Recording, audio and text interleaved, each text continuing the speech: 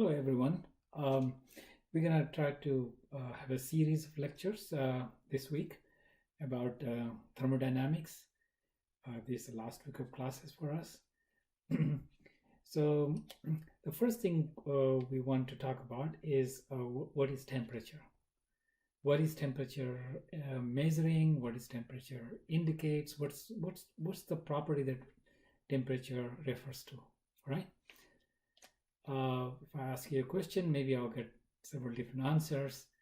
When I ask you a question like what is temperature, many people just say temperature is how fast the molecules are moving, or temperature is how hot something is.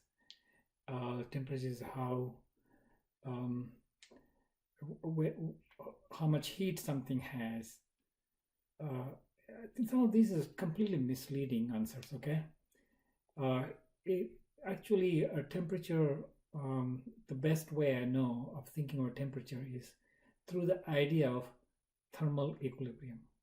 All right, so this idea, temperature is a property that helps us define this state of condition we'll call thermal equilibrium. You know mechanical equilibrium. We have talked about mechanical equilibrium, like a static equilibrium. In a static equilibrium, all the forces were balanced and all the torques were balanced. You remember that, right? So if I give you some object, a ladder, and says this ladder is in a static equilibrium, you know what conditions have to be met for that statement to be true, right? Similarly, thermal equilibrium is actually a condition in which we mean that the body has a well-defined property called temperature. Okay, so thermal equilibrium is kind of abstract, right? I mean, I didn't say what temperature is. I'm just saying there exists a property that will tell me it definitely has a property called temperature, right? Like suppose something is not in thermal equilibrium. Well, that means it does not have a well-defined value of temperature. All right. For instance, say you can take I mean, nowadays you have global warming, etc. So you know the temp. We have idea about temperature, but the whole atmosphere is not in a thermal equilibrium. So the idea of the temperature of Earth or something like that is a very complicated idea. It's not easy to define. All right, it's not the temperature we mean when we say thermal equilibrium temperature. So what is thermal equilibrium? Thermal equilibrium, when something is isolated, it's very easy to talk about thermal equilibrium in an isolated system. Like you're isolated. Now this idea isolated, what does isolated mean? Will become clear, but something is isolated, meaning it's not exchanging energy with the environment. Okay, so if I want to thermally isolate something, which is nearly impossible thing to do, but suppose to a high degree, we might say it. Here is maybe a bucket of water. I put this in a box, and then I have I put thermally insulating material all around it.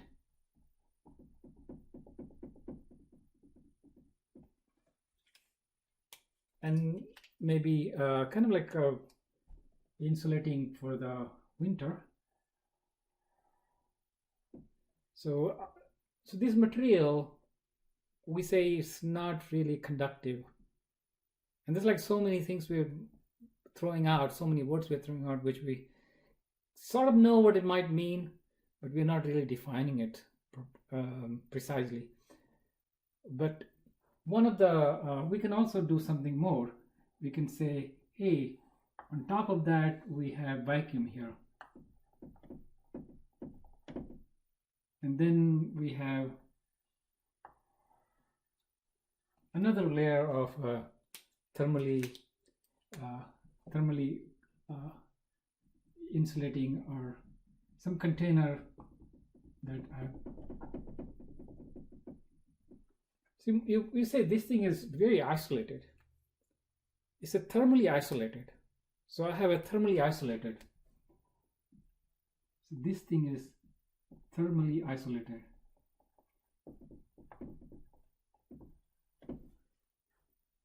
This bucket of water is thermally isolated. We leave it alone for a long time. So first we did was thermally isolated, and then this is left alone for a long time. Okay, what does it mean, long time?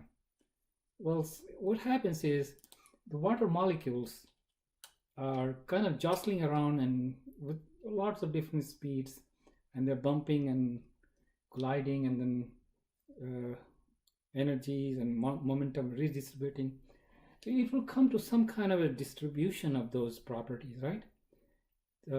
That curve that describes the distributions of energy in the molecules, etc. It will come to some distribution, and that won't change. Each molecule will still be jostling around and bumping around, things like that. But for the population of all the molecules, this distribution will come to some steady. The distribution will not change with time. So if I were to say here's a number of molecules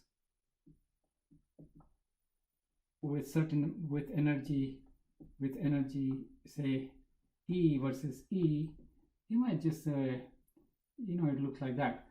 And then it just if I look at time t1 and I look at time t2, it's the same. I keep getting the same. Now think about it, a bucket of water has so many molecules. There's no way to get this number. This plot is just a theoretical plot. But for discussion, that's what I mean. This distribution not changing in time. Okay, T1, T2, same. All right. So we say this guy's come to a thermal equilibrium. If it's come to a thermal equilibrium, then we say it's going to have a property that says it is in thermal equilibrium, and that property we'll call temperature. All right, that property we'll call temperature. So they'll say, so we say this is the way we want to do the thermal equilibrium. So we'll have a definite temperature.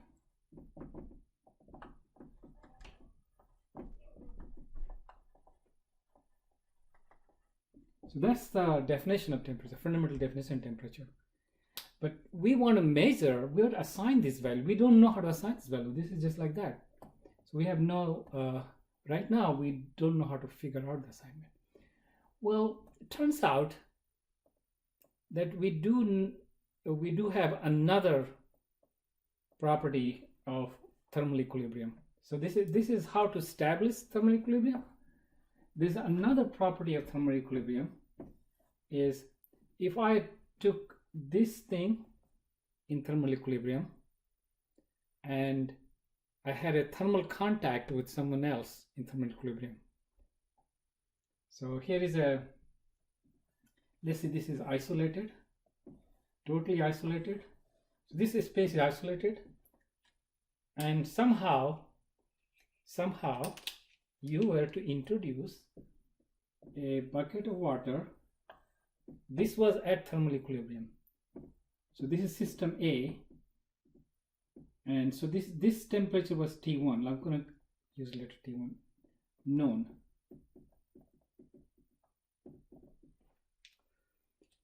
Now, this area, this wall here is conductive, and we have some other system. It may be at some other temperature, say, so I brought B at some temperature T2. Okay, so they are at two different temperatures, but they're able to exchange energy. They are able to exchange energy from each other.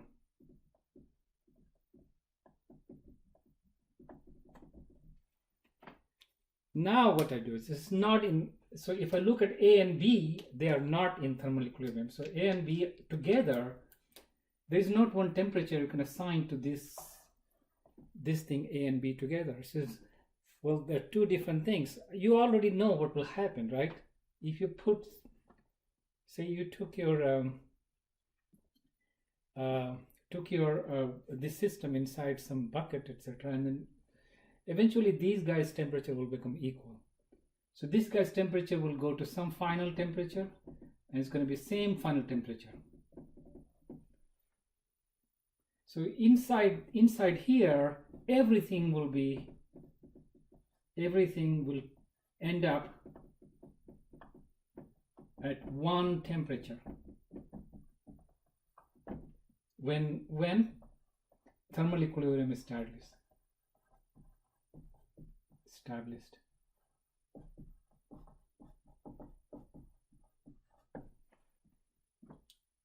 Makes sense, right?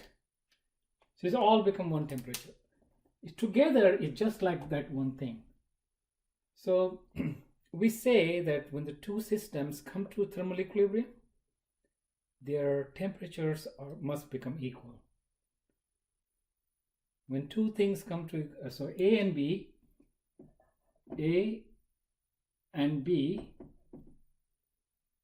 in thermal equilibrium,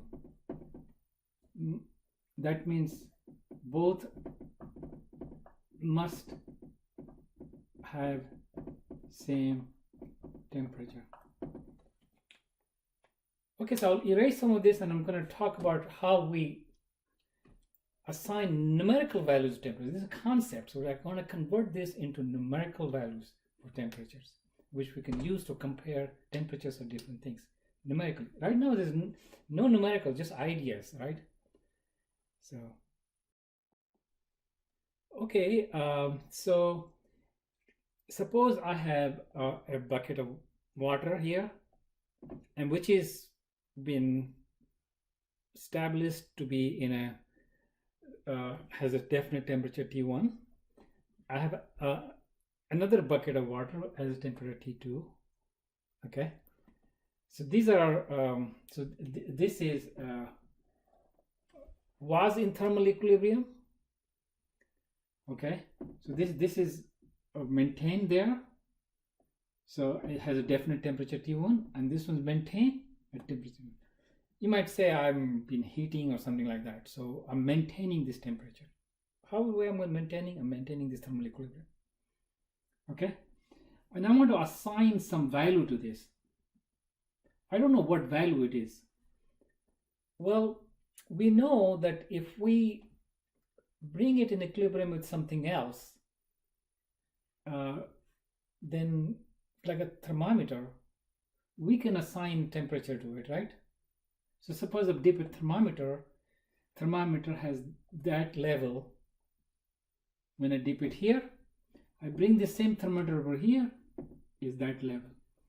So this mercury thermometer is telling me that the temperature, the level of the mercury in the thermometer is an indicator of the value here.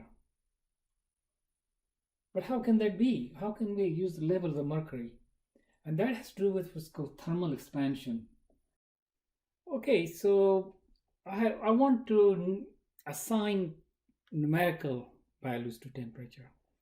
And temperature is a condition of thermal equilibrium, right? Temperature is a condition of thermal equilibrium. I want to assign numerical values. So So a condition which is abstract, how can I convert an abstract property to a numerical property? That's my big question, right? Well, we learned that there is a law, you can say, where if there are two systems which are each in A is in thermal equilibrium to itself and B is a thermal equilibrium, so they have definite temperatures, but when I bring them in thermal contact, so this is thermal contact, so the energy can flow between them, okay? Thermal contact. Sometimes we say this energy flow is what we're going to call heat flow, all right? So energy can flow between them, and eventually when A and B in so this is A and B in thermal equilibrium, and this one is just A in thermal equilibrium separately from B in thermal equilibrium. Fine, okay? So it seems like suppose I have a bucket of water which has been brought to thermal equilibrium, which has a definite temperature, and there's another bucket of water that's at another temperature, so it's also in thermal equilibrium. So this, you might say, that's my A, that's my this is A1, let's call this A2. So that's the water, and then we have, I should be using same color as a color coding. All right, so and there's mercury inside a thermometer, say, all right, and maybe thermometer is not marked yet, so I don't know the numerical value, all right?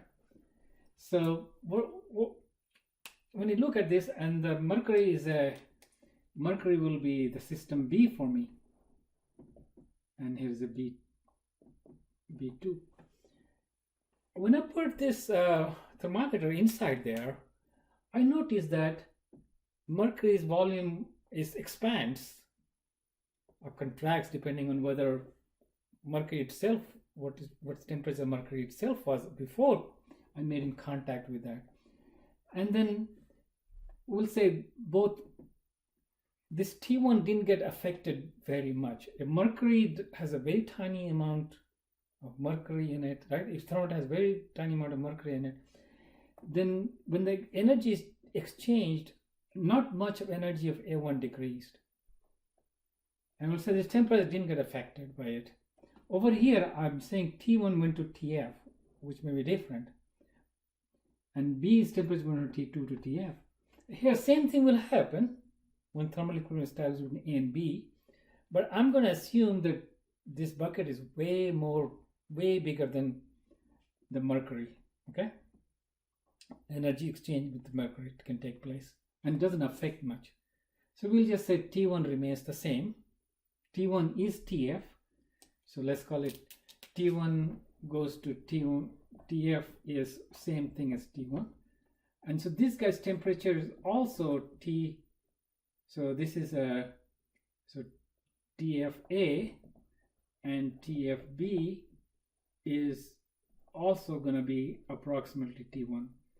So I see the volume is this much, right? Now I take the mercury, so somehow this volume in the mercury corresponds to the temperature here, correct? And similarly, I can go over here and say, you know what, I take the mercury, put it in here, the volume changes. And that gives me a clue, you know. I don't know what T1 value is, but I can mark it and call certain level at certain temperature. So one of the early ones was done this way, is we have iced water, and you put a mercury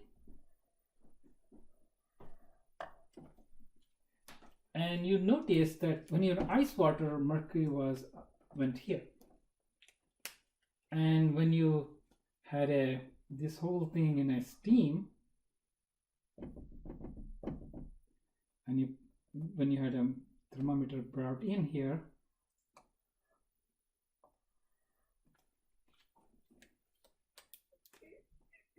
so it has a whole bunch of mercury down here. So now you have this places you can mark it. So you can say, you know what, I'm going to call this guy, whatever the condition is, I'm going to call this temperature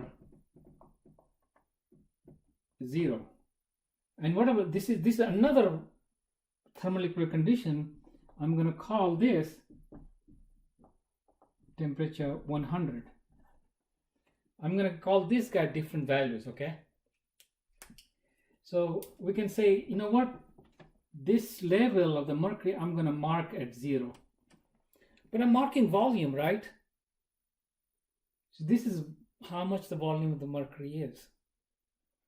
And then over here, this level, so this was marked 0, this level I'm going to mark 100.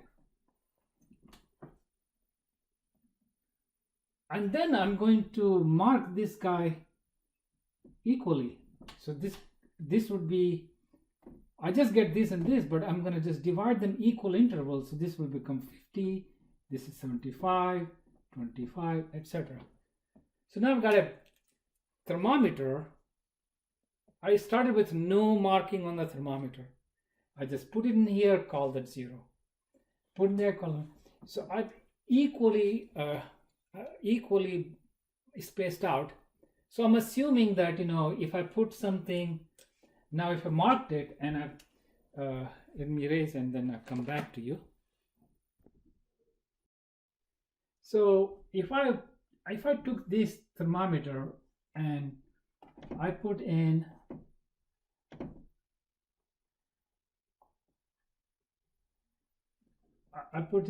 some warm water, okay, and it has a 0 marking here and 100 marking here. So this is 100 and this is 0. And then I see the mercury went up to here. Well, all I have to do is kind of read from there. Maybe this would have been 50, between here and 50. So this is like a 40. Okay. So I will say when I put it there, it is a 40 degrees. This is this marking done this way. This choice of this was totally arbitrary, right? This is an arbitrary choice. This is another arbitrary choice. These numbers. When we make these choices for the ice water and steam, with these numbers that we get, they're called Celsius scale or centigrade. So we get these choices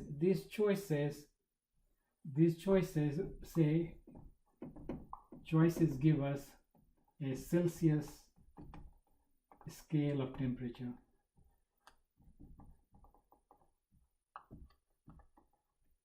If I make some other choices, I'll get some other scales. Okay.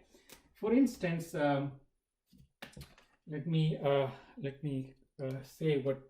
Suppose I made a choice. I call this temperature, this thermal condition, 32 degrees,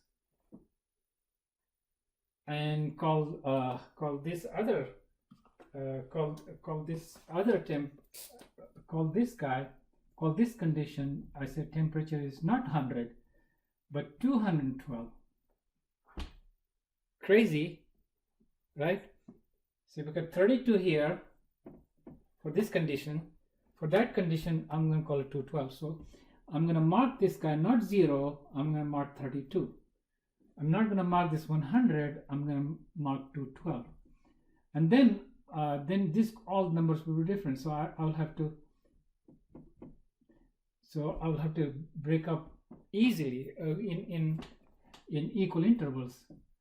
Well, there are 180 of these guys, right? So So it will be in the middle, will be the middle, 212 minus 32 divided by 180. This divided by 2, that's going to be middle of that. That will be 180. That's going to be 90 degrees. You know, so you can see that the one division here is going to be finer than the 1 degrees in Celsius. In Celsius, so I had a 0 here and 100 in Celsius. In Fahrenheit, I have a 32 for this guy, and this is 212.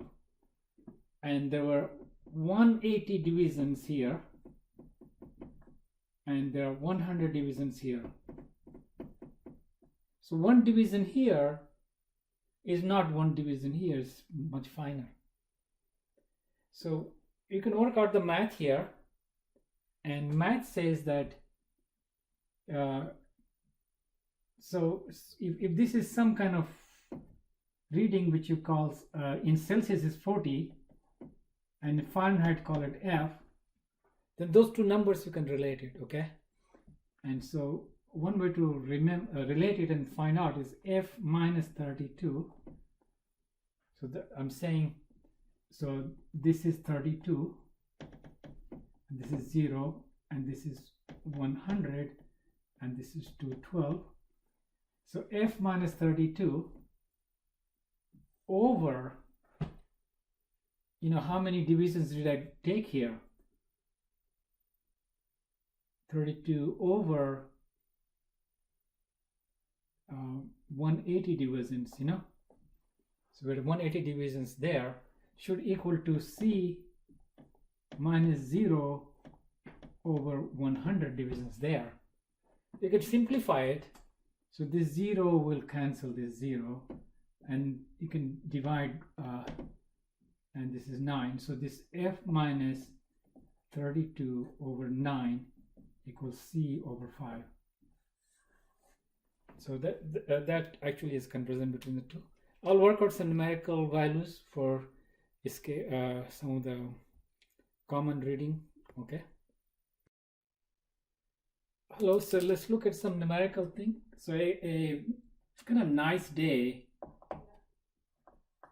if a nice day,